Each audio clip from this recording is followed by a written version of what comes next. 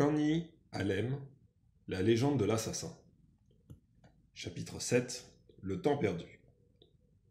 La route est une plaque de bitume sèche. Une route défectueuse, caillouteuse, creusée par endroits de trous aux formes dangereuses, invisibles de loin, inévitables de près, qui avale les roues de la voiture.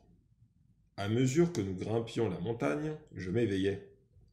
Montée lente, à travers les arbres ceinturant le goudron, comme autant de tentacules végétaux, derrière lesquels, le voyageur le sait, il n'y a que ravines, fossés, dénivellements et pièges de toutes sortes.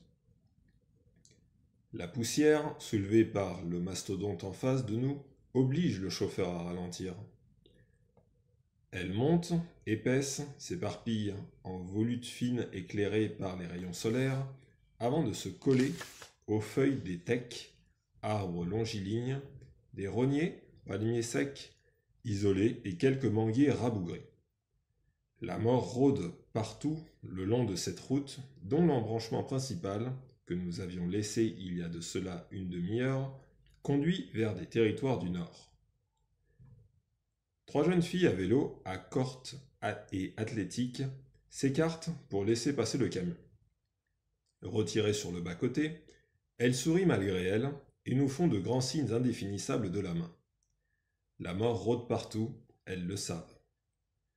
Dans une clairière, incendiée, un semi-remorque, couché sur le flanc, finissait de se carboniser. Ce qu'il en restait, châssis décharné, motrice dégarnie, la carcasse fumait inlassablement. Le caoutchouc entretenait le feu comme un microbe entretient la plaie. À travers les vitres teintées bleues de la 4x4 climatisée, j'observe la fumée s'étaler dans la vallée. Elle semble nous escorter pendant que nous tressautons sur un tracé devenu soudain latéritique. Sur près de 2 km, le goudron, comme on appelle vulgairement la route à Tibrava, avait disparu.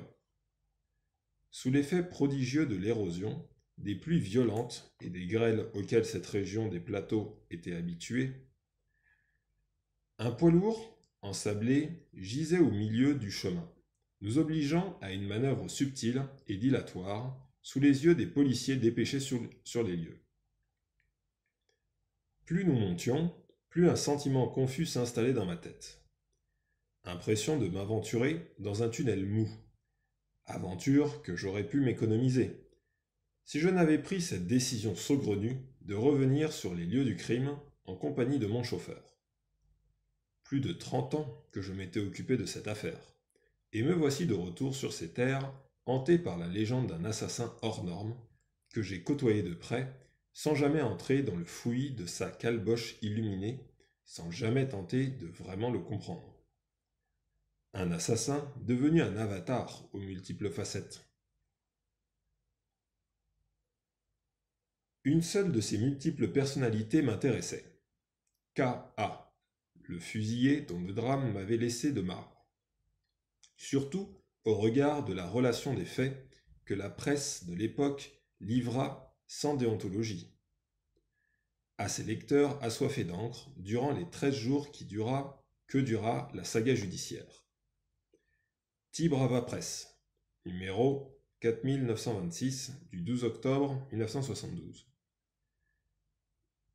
Le 2 octobre 1972, un homme âgé environ de 30 ans, petit de taille, qui n'a rien de remarquable, en fait de corpulence, il s'appelle K.A., arrive tout essoufflé, haletant et couvert de sang dans son village, d'Aï Afidenyigba, dans la circonscription de Kloto. À ses compatriotes du village, que son état avait attirés et qui se sont immédiatement rassemblés, K.A. déclare « Je venais de lutter avec des anges qui voulaient m'assassiner, et j'ai réussi à m'échapper. Les habitants du village s'organisent pour aller à la recherche des auteurs de cette attaque. Intrigués par le fait que K.A. ne portait aucune trace de blessure sur lui, mais simplement couvert de sang, ils eurent la présence d'esprit d'alerter la gendarmerie, et c'est grâce à celle-ci que la vérité a été vite découverte. Mais de quel ordre cette vérité policière que l'auteur de l'article plumitif anonyme réfugié derrière le poids glauque de la presse d'État n'a même pas daigné questionner,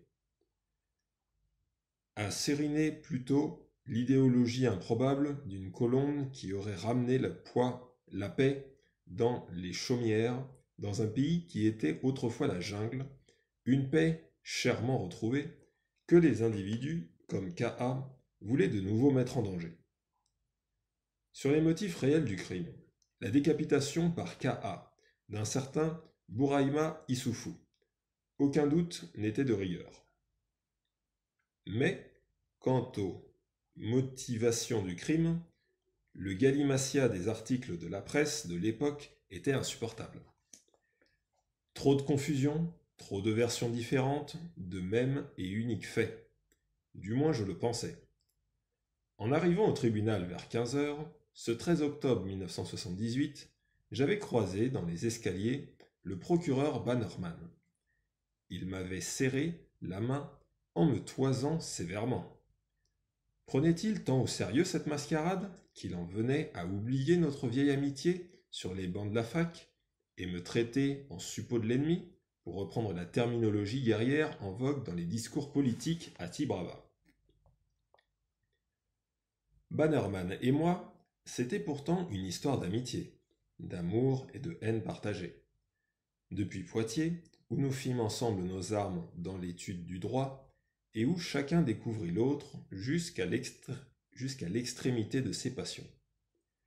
Nous n'étions pas des inconnus l'un pour l'autre, et nous croiser dans le prétoire sans nous parler ne relevait ni de la convenance du métier, ni des usages de l'amitié. Les raisons qui avaient distendu nos liens fraternels et professionnels étaient à mettre au compte de la vie, de ses déboires et des contingences politiques qui nous avaient placés chacun du côté opposé de la barrière sociale. L'un servait le pouvoir, l'autre servait ses propres intérêts. À cela rien d'incongru, à part le fait que, dans sa poignée de main, et son regard sur moi, persistait une dose de mépris déceptif. Je n'avais rien fait de moi-même pour mériter cela. La vie s'en était chargée. Je veux dire, l'amour s'en était mêlé. L'amour de deux hommes pour la même femme. Laquelle femme l'avait choisie, me laissant inconsolé, meurtri à jamais. Une femme qu'il avait perdue quelques années plus tard dans des circonstances criminelles. Je n'avais pas eu le courage d'aller à l'enterrement. Peut-être m'en avait-il voulu. Désirer et aimer, convoiter la même femme, n'est pas une situation sereine pour l'amitié entre deux hommes. Et de toute façon, dans l'affaire, je suis le chasseur qui a tout perdu, la proie et l'honneur. Un temps, quand Bannerman avait ouvert le procès, j'avais failli le provoquer. Mon assistant me regarda du coin de l'œil. J'avais failli lancer le pavé du report dans la mare nauséeuse de sa diatribe de magistrat stipendié aux ordres d'une république à la recherche de boucs émissaires, de victimes propitiatoires, pour un rituel sécuritaire sans panache. La colombe leur avait dit. Ce pays était une jungle. Je suis venu y remettre de l'ordre. Tuez-les tous. Tous ceux qui oseront attenter à la paix retrouvée. Et lui, Bannerman, mon pote à la fac, prenait à la lettre ces propos incroyables. Ce n'était que le lendemain, quand tout cela fut terminé, que j'avais compris à quel point j'avais été peu pugnace, ne serait-ce que pour la forme. Mon jeune collègue Alexis, à qui j'avais parlé de la lettre, m'avait pourtant suggéré que je tenais le bon bout. Il pensait un report du procès facile à obtenir.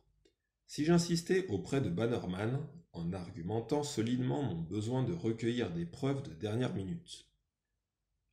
Des preuves différentes, solides, qui pouvaient faire basculer le procès dans un autre sens que celui qui avait été prévu de longue date par l'accusation.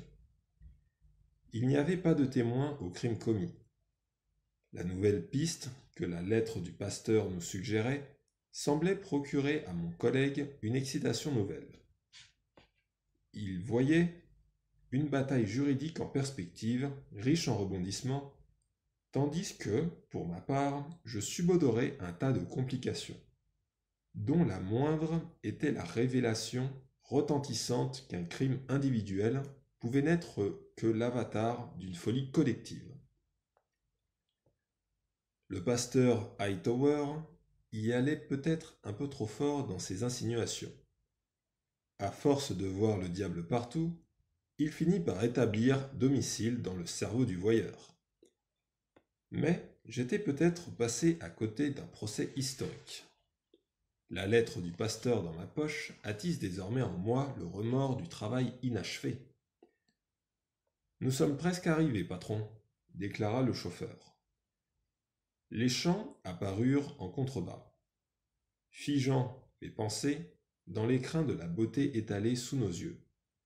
Fraîcheur d'oasis, sensation mentale suggérée par la cohorte de palmiers dressés dans le vallon, à la manière d'un mirage.